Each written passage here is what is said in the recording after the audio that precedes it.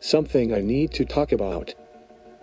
Let me preface this, English is not my first language, but I did study it in school, so please excuse my errors. I think it's been long enough since it happened that I can safely talk about this.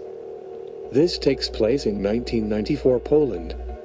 Myself and several friends were poking around in one of the areas that, because of the Soviet occupation, no one had been in for a couple of decades. Because of this, it was all overgrown and wild. So we were armed with a mix of rifles, pistols and knives I personally had brought along. My uncle's carabiners. We hiked into the forest from the edge of an old fence line, a couple kilometers, and we found an old asphalt road. It was cracked and weathered with trees starting to grow up through the road. But we decided to follow it, and it ended about 7 kilometers later at a large grassy clearing. We chose to camp here for the night. In the morning we noticed that something had paced around the perimeter of our camp. The grass was bent down and flattened from where it had walked. We didn't think much of it though. Thought it was deer. We packed up and continued on into the forest. We decided to hill up the side of a mountain we could see from the clearing, get above the trees and see what we could see.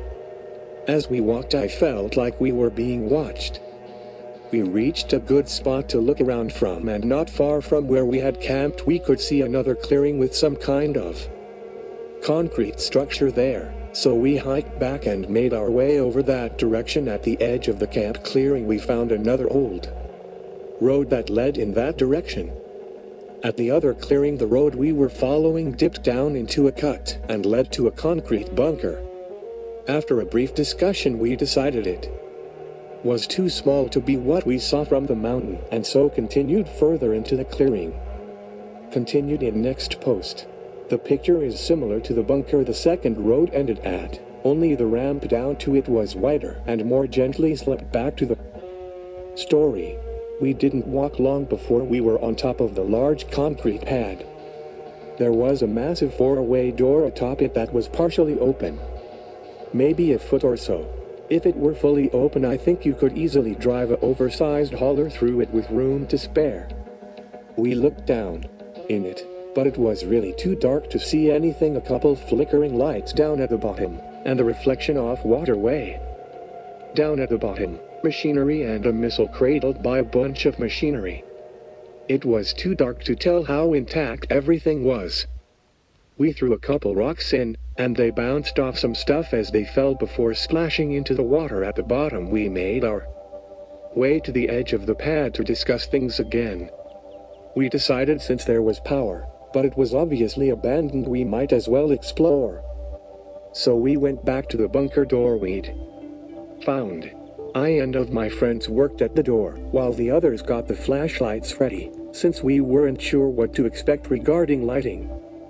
Because we didn't have any tools, it was harder to get open, but we managed with a couple sticks and a pipe we found lying around. The door opened with a hissing whoosh as the air pressure was different inside than out. At first we thought it was a snake or something and had jumped back.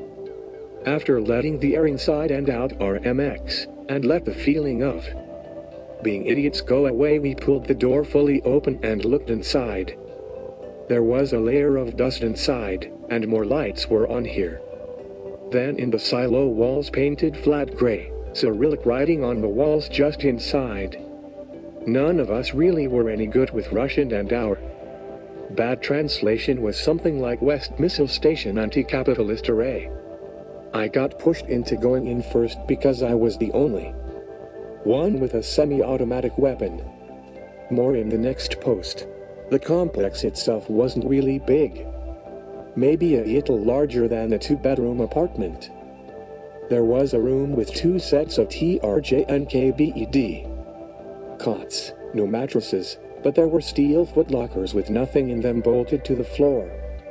The room across from this was a kitchen and dining area, heavy iron table, electric SDWE and folding chairs.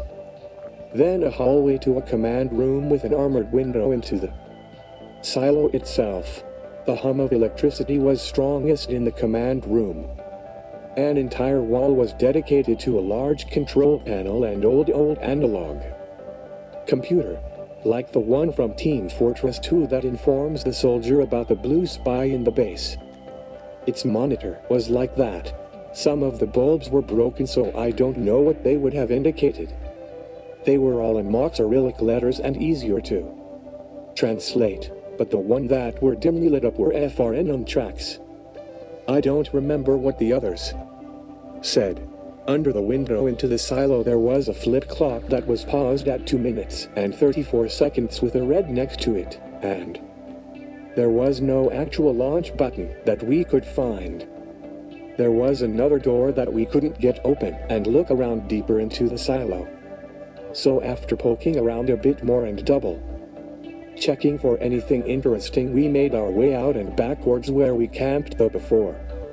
All the while I couldn't shake the feeling we were being watched. We set up camp and went to sleep. To this day I don't know if it was a dream or actually happened, but something was laying atop me and just watching me. No one else in the camp, just me.